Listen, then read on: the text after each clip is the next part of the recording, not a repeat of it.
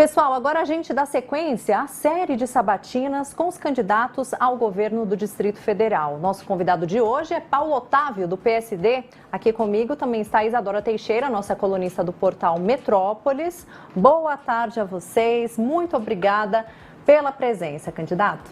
Prazer enorme estar aqui com vocês. Obrigada, Isa, também muito obrigada.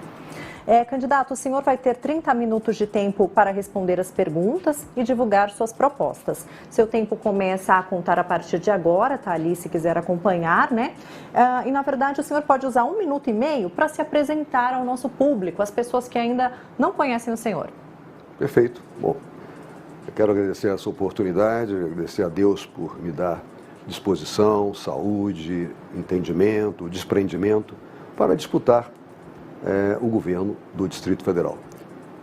Lanço essa candidatura e lancei essa candidatura quando entendi que era o momento certo de Brasília ter uma pessoa que vive aqui há 60 anos, que conhece bem de gestão, que já foi deputado, senador, vice-governador e que, portanto, tem condições de exercer muito bem, com dignidade, o cargo de governador do Distrito Federal.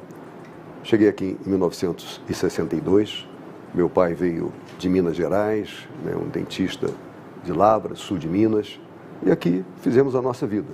Comecei a trabalhar muito cedo, aos 15 anos, aqui estudei no casebre, sempre em escola pública, tive a felicidade de ter um bom ensino, me graduei aqui em Brasília, comecei uma vida empresarial muito cedo e no passar do tempo também montei centenas de empresas, gerei milhares de empregos, quase 51 mil carteiras assinadas e cumpro o meu papel. É uma cidade importantíssima, uma cidade onde nasceram meus 4 filhos, onde eu sempre investi na vida empresarial, na vida política. Participei da primeira eleição em 90, lutei pela emancipação política de Brasília. Nós aqui não tínhamos governador eleito, participei da primeira eleição em 90, elegemos o Roriz, elegemos a Márcia Kubitschek, minha sogra, como vice. Então, tenho participado da vida política, econômica, social de Brasília esse tempo todo. Com muita alegria e com muita felicidade de poder estar aqui no Metrópolis hoje, participando desse bate-papo, desse diálogo, no bom sentido, de mostrar nossas propostas para Brasília. Perfeito, vamos às perguntas. Candidato, no seu plano de governo, há uma previsão de criação de 10 mil empregos no primeiro mês de gestão. Na prática, como isso seria possível? Gostaria que o senhor explicasse um pouquinho. Olha, já fiz isso. Eu fui secretário de Desenvolvimento Econômico. E quando secretário, eu me lancei um desafio. No Brasil, 1º de maio, aqui em Brasília, em todos os estados, São Paulo principalmente, 1º de maio é o dia de um show, dia de um passeio ciclístico, dia de coisas que realmente valorizam o trabalhador, mas não são importantes. O trabalhador quer a carteira assinada. Aí eu fiz um desafio. Como secretário, fiz uma carta para todas as empresas de Brasília pedindo uma atenção especial. E naquele momento não tínhamos a crise que vivemos hoje. Olha, se você tem aí 100 empregados, será que você não pode gerar mais dois empregos, mais 2, 3 carteiras de trabalho assinadas? E em 2007, conseguimos 1.200 no 1º de maio, em 2008 também umas 1.300, e nos 3 anos que eu fui secretário eu fiz. Mas não fiz com a determinação de governador, fiz como secretário e não enfrentando uma crise como temos hoje, 300 mil pessoas desempregadas. E dessas 300 mil pessoas, o que me preocupa bastante é que 54% são mulheres. As mulheres estão com muito mais dificuldade de conseguir um emprego do que homens. E, logicamente, é um quadro alarmante. Então, eu quero convidar a sociedade civil organizada, sindicatos, empresas, para discutir. Olha, nós podemos gerar 10 mil empregos em 30 ou 60 dias? Vamos tentar. Eu acho que é possível. Eu acho que é possível quando as pessoas entenderem que a falta de emprego é a geração da violência, é a desagregação social, é a fome, é a miséria, tudo que nós não podemos ter em Brasília. Brasília é uma cidade que nasceu planejada, nasceu para ser bem organizada, nasceu para ser centro administrativo do Brasil. Não podemos ter o que vemos hoje, uma desagregação social, um desnível social muito grande, altíssimos salários, baixíssimos salários, regiões que não têm infraestrutura nenhuma, muita invasão, muitas pessoas sem ter onde morar. Então, o quadro é grave. Por isso que nós precisamos aquecer a economia. E como a minha vida toda eu aqueci a economia e tive o prazer de participar de vários momentos da vida política de Brasília, eu tenho certeza que a gente, com o entendimento de toda a cidade, toda a sociedade, é importante a gente resgatar o emprego aqui em Brasília. Candidato, historicamente a população daqui do Distrito Federal, né, assim como todo o Brasil, sofre com problemas na saúde pública e especialmente depois da pandemia, essa situação se agravou muito. Como que o senhor faria para que o sistema de saúde fosse mais ágil, mais eficiente aqui no DF? Eu tenho dito que a saúde hoje é o tema mais importante da cidade. Onde ando, eu tenho caminhado muito nos últimos 3 meses, conversado com todos os segmentos da população, e a saúde é o tema prioritário. Você tem razão. O que eu entendo? A Secretaria de Saúde tem um maior orçamento. Comparado com outros estados, nós temos o maior orçamento per capita do Brasil. É um orçamento extraordinário. No entanto, esses bilhões, esses 10 bilhões, eles não aparecem. As pessoas continuam reclamando. É fila para fazer uma cirurgia, é fila para o atendimento, é fila na unidade básica de saúde, são filas nos hospitais. Por quê? Está faltando gerenciamento, está faltando gestão. Eu tenho dito que o meu secretário de saúde, eleito sendo, ele vai assumir no primeiro dia e só vai me deixar no último dia. Tem que ter continuidade. Nós já passamos agora, em todos os governos acontece isso, são 4, 5, 6 secretários de saúde. Então não tem gestão. Hoje, um paciente em Brasília, ele não tem um prontuário eletrônico. Então as pessoas não sabem quando ele foi atendido, quem foi o médico que atendeu, o que ele tomou. Então falta usar tecnologia nos hospitais. Outra coisa, as unidades básicas de saúde, elas não resolvem, elas atendem o paciente, lá não tem um ortopedista, não tem um ginecologista, então é um atendimento primário com o médico gerencialista. Esse médico, às vezes, não resolve o problema, então encaminha para o hospital. Então o cidadão fica 3 horas na UBS, depois fica 5 horas no hospital esperando o atendimento. Está faltando organização. No mundo tecnológico que nós vivemos hoje, não tem organização, não tem um prontuário eletrônico, não tem um encaminhamento correto, é falta de dignidade das pessoas. Por isso que a saúde hoje é o tema principal de Brasília. Eu gostaria de fazer, e quero fazer, policlínicas. A policlínica, ela atende o paciente de uma forma geral, na geriatria, pediatria, ginecologia. Então, atende o que é essencial para o cidadão. E aí, os casos mais graves, vai para o hospital. Outra coisa que eu quero fazer imediatamente, isso eu quero fazer nos primeiros 90 dias, é um mutirão de cirurgias. Eu não posso ter um brasileiro esperando aí 8 anos para fazer uma cirurgia. Outras cidades já fizeram, deu certo. Eu quero fazer aqui. Quero contactar a rede pública, a rede privada. Importante, pagar horas extras a todos os servidores da saúde pública, contratar os hospitais privados que têm ociosidade, tem aparelhos caríssimos, aparelhos de $1 milhão que ficam fechados a noite toda, ficam parados. Nós vamos otimizar esses aparelhos e fazer com que eles funcionem.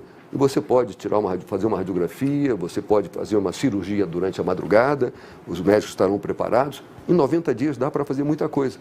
O que está faltando é vontade política. Esse dia eu estava até falando com o nosso senador Regufe, falei, Regufe, você não aceita ficar comigo, você fala tanto de saúde, eu preciso de uma pessoa muito séria para comandar a saúde de Brasília. Então quero ter uma figura extraordinária que possa ter muita liberdade de gestão para poder gerir, acabar com as filas. Olha, no meu governo eu não quero fila. É impossível no século XXI, com tanta tecnologia a nosso serviço, pessoas aqui em Brasília, fila para todo lado. Então, no meu governo não vou. Convidou o Regufe para ser um eventual secretário de saúde? Falei com ele já, e ele ficou de pensar. Mas eu quero fazer isso em comum acordo com todas as pessoas que entendem de saúde, os médicos, os enfermeiros, todos os profissionais, os sindicatos. Eu quero ter um nome, mas na conversa, como eu tenho conversado muito de saúde com ele, tivemos algumas conversas, ele até ficou de pensar, porque ele vai deixar do Senado agora, daqui a 3, 4 meses, então é um bom momento para me ajudar. Brasília precisa de reforço, de figuras exponenciais, figuras importantes, figuras dedicadas que amem Brasília para assumirem o comando de certas áreas que precisam avançar. E a saúde... Candidato, a respeito da construção das policlínicas e os investimentos, o recurso disponível hoje para a saúde seria suficiente para isso? É suficiente. E outra coisa, nós temos capacidade de crédito muito grande, nós temos uma interlocução muito positiva com o governo federal, nós temos hoje um orçamento. O orçamento de Brasília para 2023, ele vai para 55 bilhões. O Fundo Constitucional chega a quase 20. Nós temos um orçamento do GDF de 35. Então, é possível, tudo é possível. os investimentos têm que ser feitos. E não podemos fugir. Por exemplo, eu quero também construir um hospital em 2 áreas que são essenciais.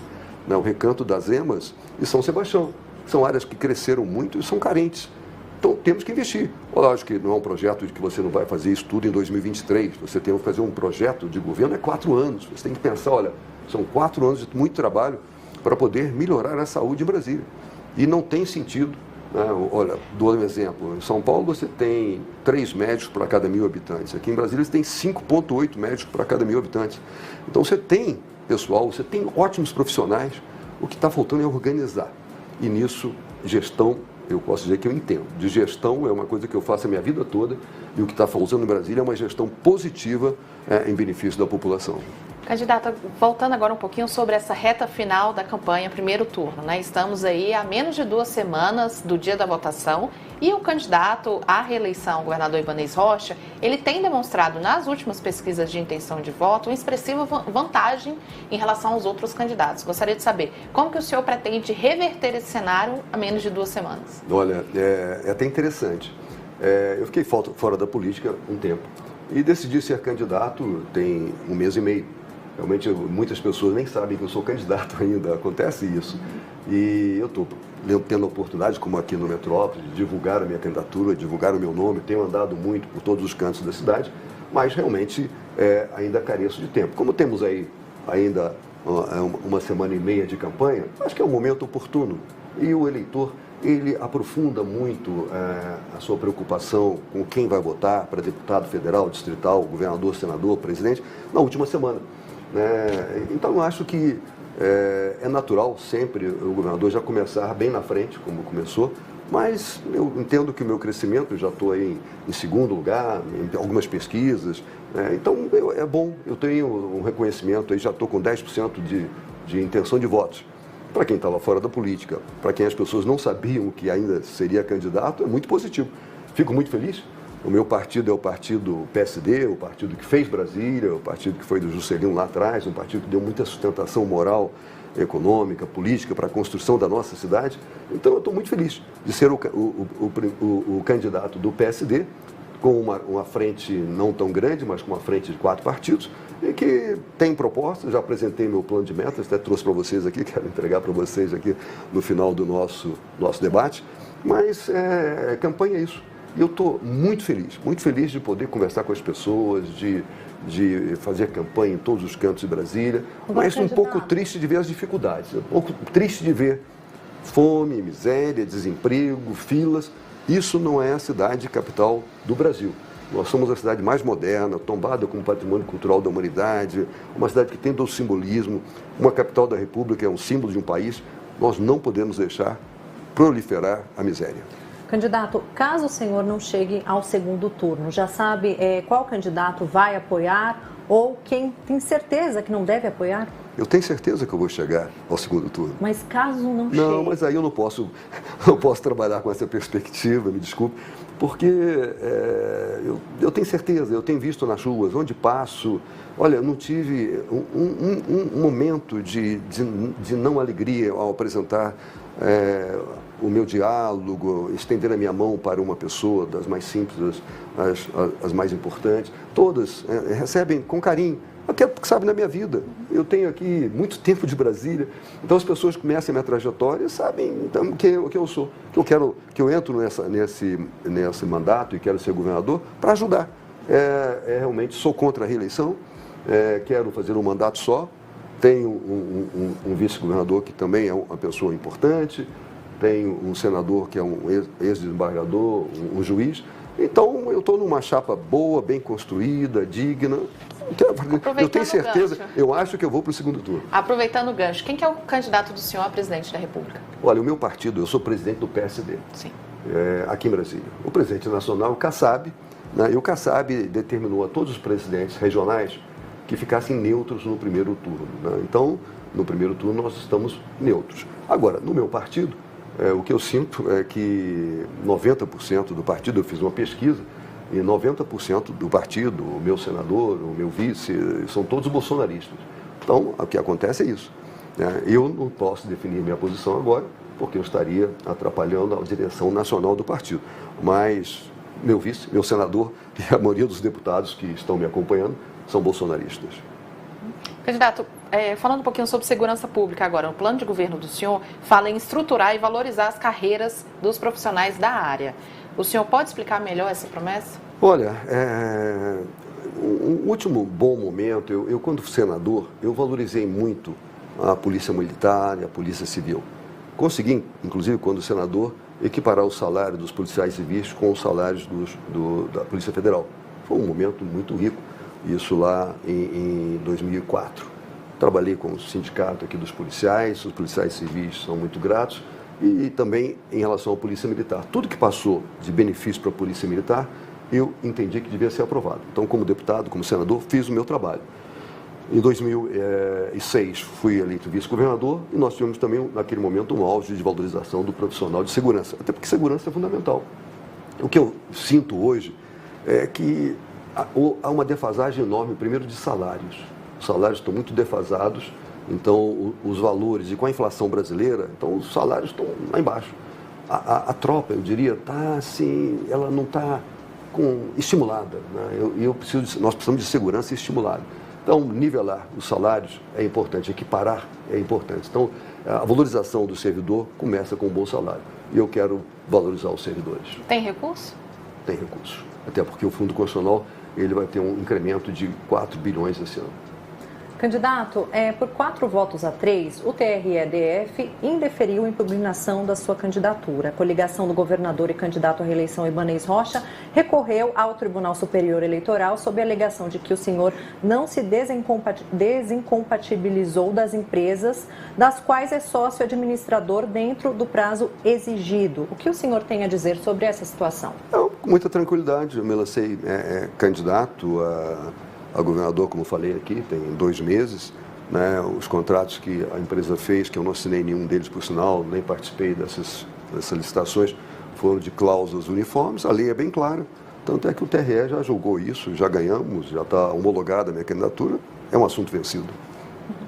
Candidato, ainda em relação com as suas empresas, elas mantêm vários contratos de locação com o governo, né? Como é que o senhor pretende lidar com essa situação que é entre o público e o negócio particular? Olha, isso é importante, eu fui senador, fui deputado, fui vice-governador e nunca tive contrato com o governo. Como eu estou 10 anos fora, aconteceu que a empresa venceu algumas licitações, licitações com prazo definido. Tem uma que termina agora em novembro, dezembro, as outras têm prazo de validade. Vencendo os contratos, extinguirei os contratos, eu não quero nenhum contrato com o GDF.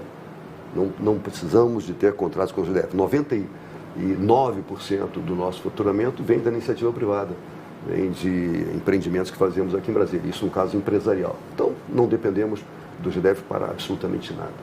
Apesar de somos aqui a maior consultora de Brasília, temos o maior número de funcionários e não temos nenhuma obra pública do GDF de expressão. Fazemos até uma coisa que eu quero deixar bem claro, o tempo todo eu fiz questão de não fazer obras com o GDF. Candidato, vamos falar agora de transporte público. O metrô do Distrito Federal, é muito pequeno em comparação com o de outras cidades do Brasil e do mundo. Essa é uma queixa da população, inclusive com relação ao horário de funcionamento, A queixa que aos domingos o metrô só funciona até às 7 horas da noite. Em algumas regiões do Distrito Federal simplesmente não tem estações de metrô. Então, o senhor tem planos para ampliar o transporte público, especificamente também o metrô? E muito. É uma questão gravíssima. As pessoas estão perdendo horas no transporte público de Brasília, as distâncias são longas. O cidadão que trabalha em Brasilândia passa 2 horas, Planaltina a mesma coisa, então as distâncias são longas. A mobilidade é uma questão que eu vou me dedicar muito. Por quê? Primeiro, os ônibus, apesar do governo investir quase R$1 bilhão em ajuda na compensação da tarifa, os ônibus estão péssimos. Eu vou exigir que o ônibus tenha, por exemplo, Wi-Fi.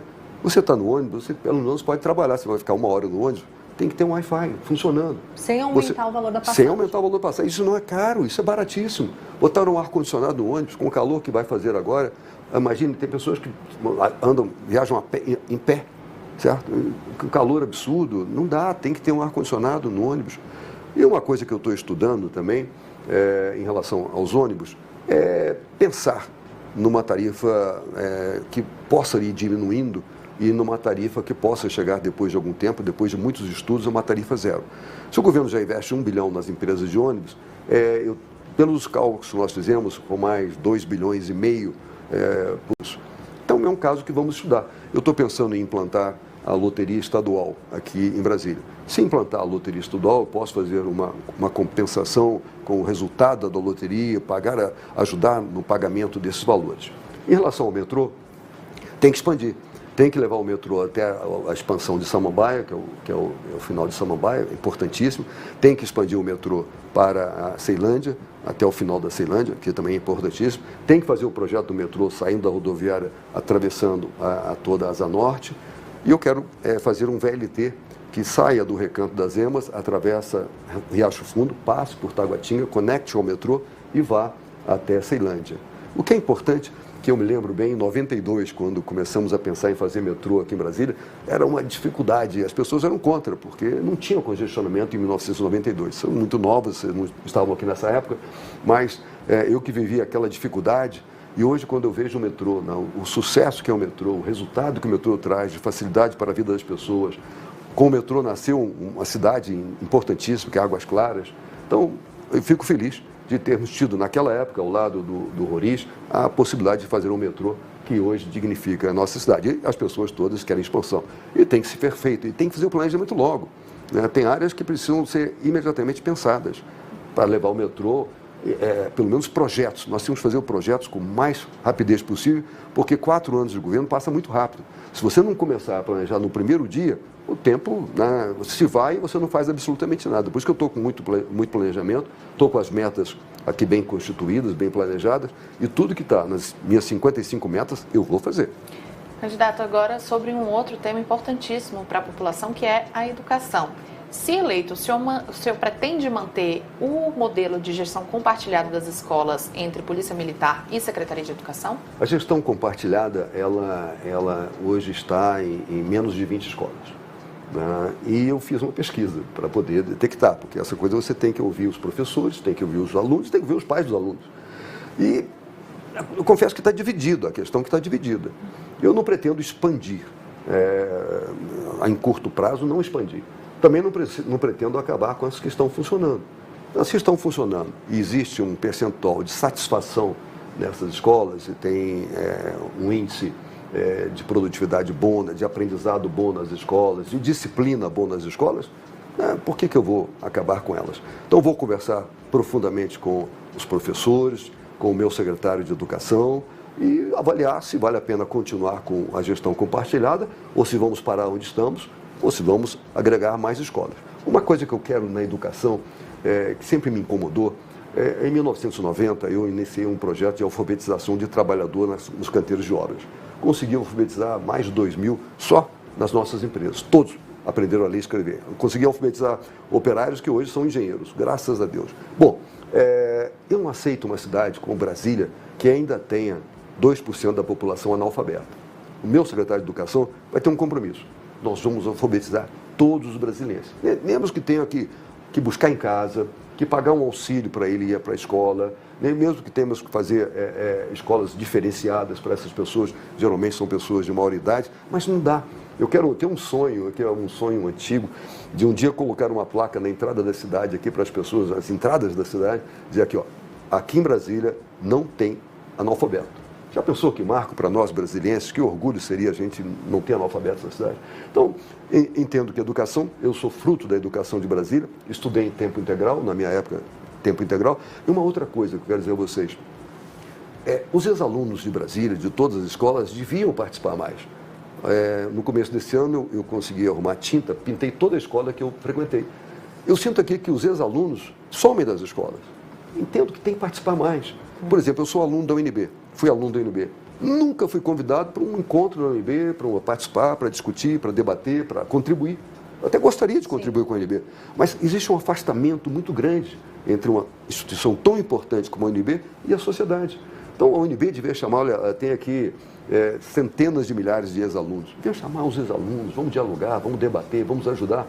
Por que as universidades americanas são tão ricas? Porque os ex-alunos ajudam, contribuem.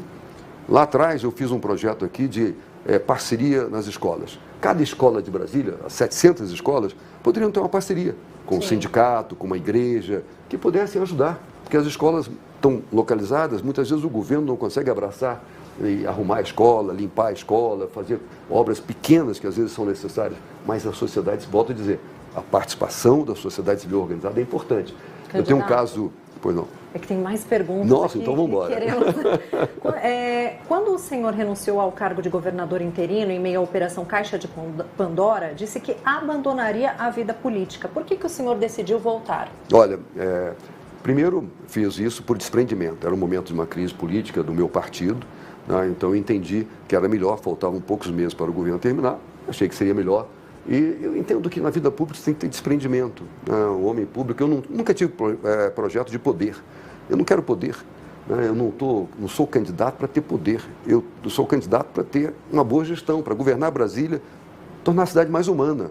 Então, naquele momento, eu entendi que era melhor para pacificar aquela briga política de todo tamanho, pacificar. E conseguimos pacificar.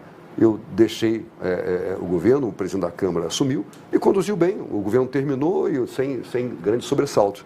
O que é importante é isso. Eu acho que o homem público tem dignidade. Bom, passei 12 anos fora, desde 2010. E nesses 12 anos trabalhei muito. Trabalhei pela cidade, fiz muita coisa. A nossa empresa construiu 800 empreendimentos aqui em Brasília. Então, a gente está investiu em todos os cantos da cidade, em todas as cidades. Fomos pioneiros em muita coisa, em quase tudo. Fomos a primeira empresa a construir em Samambaia, em Ceilândia, no Guará. Então, fizemos muita coisa. E aí, passaram-se 12 anos.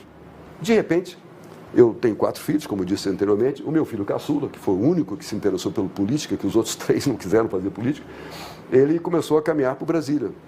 Tem 29 anos, chama-se André Kubitschek, e começou a caminhar para o Brasília. E eu fui de cabo eleitoral dele, caminhando com ele, aqui há uns 4, 5 meses atrás, vendo os problemas de Brasília, e começou a me sensibilizar. Onde eu ia?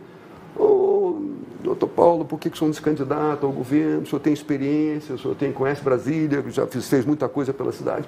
E aquilo foi me tomando. E eu vendo, né? Aí chegava no lugar, o pessoal reclamando da saúde, eu vendo filas de todo tamanho, filas do CRAS, filas da saúde. Eu falei, meu Deus, está faltando, né? Eu posso dar um jeito na cidade, eu posso contribuir. E aí o partido, né, numa reunião de todos os candidatos, eram 25 candidatos a deputado distrital, mais 9 candidatos a federal, fizeram a minha reunião e quase que impuseram, não, você tem que ser candidato, o partido precisa de você e tal. Movido de emoção, depois de conversar com a família, né, e com o apoio da minha mulher, dos meus filhos, falei, bom, realmente é a minha última campanha, eu estou com tempo, estou com a vida tranquila, a empresa está andando sozinha, eu posso dar meu sangue, meu trabalho, meu tempo a Brasília. Então, se eu fizer um bom governo, eu posso deixar um legado de boa administração, que é o que eu quero. Eu não quero nada, eu quero apenas deixar, eu não quero nenhuma honra, eu não quero nada, eu quero deixar o legado de uma boa gestão. Aproveitando, candidato, que o senhor citou o seu filho André e a família, né? Tem muita gente por aí dizendo que a sua candidatura ao governo do Distrito Federal é apenas para fortalecer a campanha do André a deputado federal. Isso é verdade? Não. O André é um jovem bem formado, né? Formado na igreja, com valores muito bem conceituados, um menino muito... E nós precisamos de pessoas de fibra na política.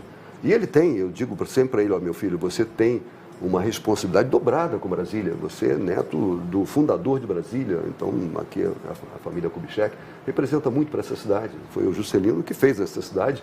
Eu era para estar lá no interior de Minas, acho que vocês nem estariam aqui, mas ele tem aí um caminho. Eu acho que o Brasil precisa de novos líderes, novas lideranças. Então ele está caminhando sozinho, a campanha dele está trabalhando bastante, lançou-se a deputado federal com muita vontade, mas a nossa chapa de deputados federais é muito forte.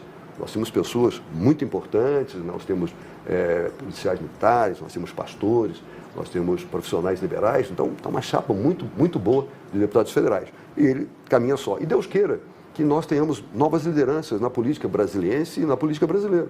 Então o André seguramente tem um futuro aí, terá um futuro brilhante na política brasileira. Candidato, agora a gente tem 1 minutinho, então vou pedir que o senhor seja um pouquinho mais breve. Em entrevista à CBN, o senhor disse que a fila de pessoas inscritas no projeto de habitação da CODAB passou das 100 mil pessoas. O que o senhor pretende para fazer essa fila diminuir e as pessoas tenham aí habitação? Olha, é tanta fila, né? Essa fila da CODAB já é histórica e ela não zera nunca, porque as pessoas, né, vão crescendo. Brasília cresce 1% ao ano, nós temos 3 milhões, imagine, são 30 mil pessoas novas. Nós temos que facilitar. Hoje, por que tem tanta invasão em Brasília? Porque não tem projeto habitacional. Aí começa invasões, aí vem uma invasão ali que depois tem que ser legalizada, e ter novas oportunidades de habitação. Tem que ser criado o bairro do Jockey, né? Tem que ser criado o bairro lá da Vila Militar, atrás da rodoferroviária. São passos que têm que ser dados. Nós não podemos viver numa cidade que as pessoas não têm onde morar. Então, senão o imóvel começa a ficar muito caro e as pessoas vão ter dificuldades. Então, eu sei que é impossível zerar a fila da CODAB, mas eu vou contribuir muito através dos projetos habitacionais com financiamentos da Caixa Econômica do Banco do Brasil. Candidato. Prazer enorme, obrigado. Muito obrigada, Paulo Otávio, candidato ao governo do Distrito Federal, e Isadora Teixeira, nossa colunista do portal Metrópolis. Até uma próxima, obrigada. Fico muito feliz.